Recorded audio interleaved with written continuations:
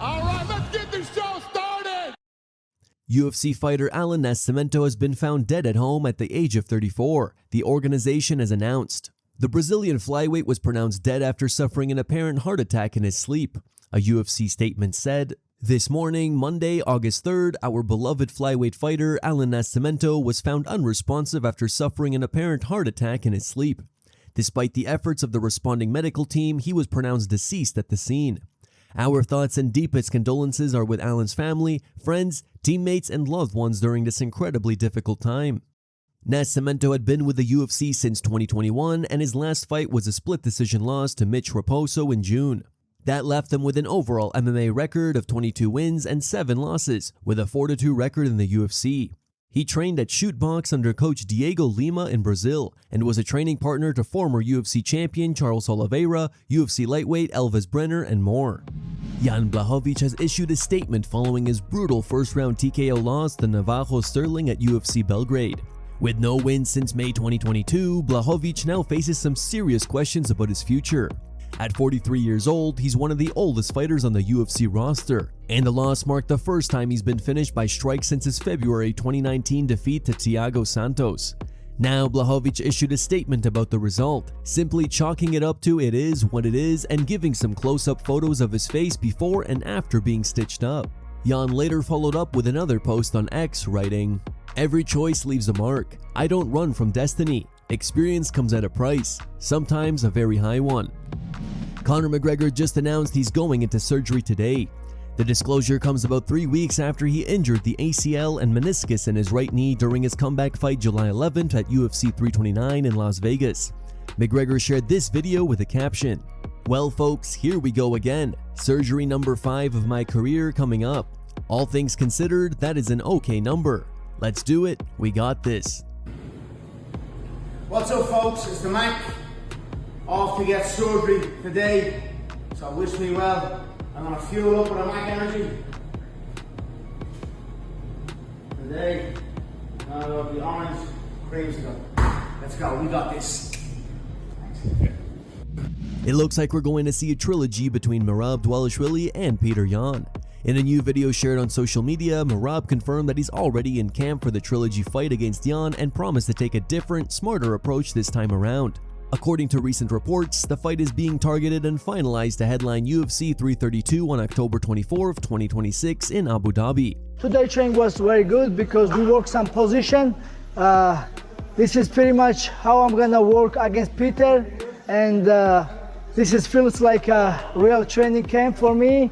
We talk a lot, we training smart, and this is what I need, because last time when I fought Petr, I was working hard. This time I work smart, that's what I need, and I think I'm gonna make different result, and I'm gonna take my belt back and continue a good life and stay busy. AKA coach Javier Mendez already has a few names in mind for Usman Nurmagomedov's UFC debut. After completing his PFL contract, it now appears that Usman could be on his way to the UFC. In a recent interview with Submission Radio, Mendez named Arman Tsarukyan, Ilya Topuria, Max Holloway, and Paddy Pimblett as potential opponents for Usman's UFC debut, with Arman emerging as his top choice. Hughes says his story with Usman Nurmagomedov isn't over yet. Usman closed out the final fight of his current PFL contract with a spectacular performance in the main event of PFL New York, stopping Archie Colgan in the very first round to successfully defend his PFL lightweight title. Now, just days after the fight, Usman's former rival Paul Hughes, who many believe won their first meeting, has spoken out, insisting that they still have unfinished business and calling for a trilogy fight before Usman potentially makes the move to the UFC. What's happening, everyone? Big few days there in the PFL universe. I've been on holidays, haven't really been in amongst it too much, but anyway, a few things I need to address. First of all, Nurmagomedov first round knockout. I knew he would win. Different level than Colgan, in fact, different level than most lightweights in the world, to be honest. Obviously a lot of questions where his future lies. If it's UFC, I don't think anyone gives him any problems in the top 15 other than certain stylistic matches. Topuria, Holloway, you know, that's the only type of style that I believe can beat him right now.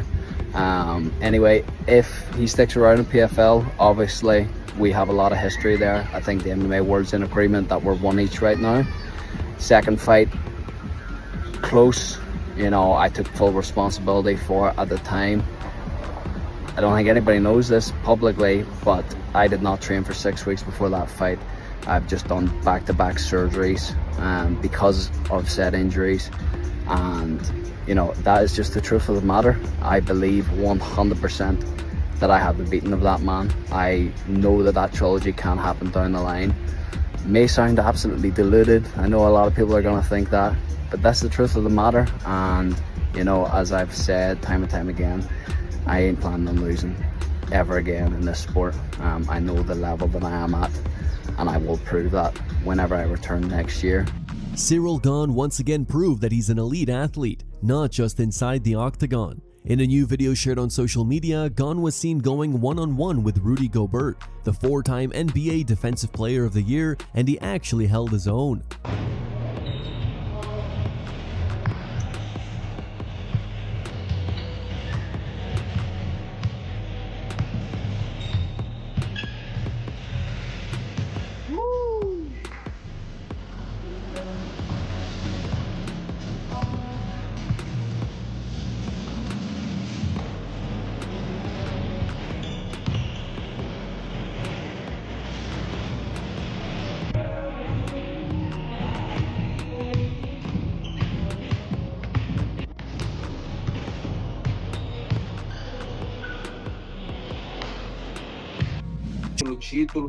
Things are heating up between Islam Makhachev and Garry. The two are set to clash at UFC 330 on August 15th in Philadelphia, Pennsylvania. In a recent interview, Garry made some bold claims, saying he plans to beat Makhachev at his own game on the ground and bounce his head off the canvas. Now, speaking to Mike Bond of MMA Junkie, Makhachev fired back, saying Garry looked very bad in the interview and taking a shot at his rival by suggesting that he's being controlled by someone in his house and should focus on training. Makhachev also recently met 6'3" MMA fighter Oualy Tandia and couldn't believe that they compete in the same weight class. Welcome intéressant. 2-3 years. 2-3 years. You are the champion of my category. Welterweight? Yes, welterweight. Welterweight, bro. Welterweight. How much you cut, bro?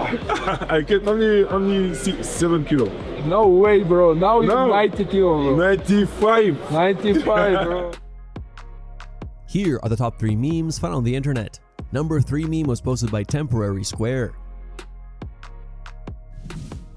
Number 2 meme was posted by As Shocked As It Gets. And number 1 meme was posted by Mythos7788.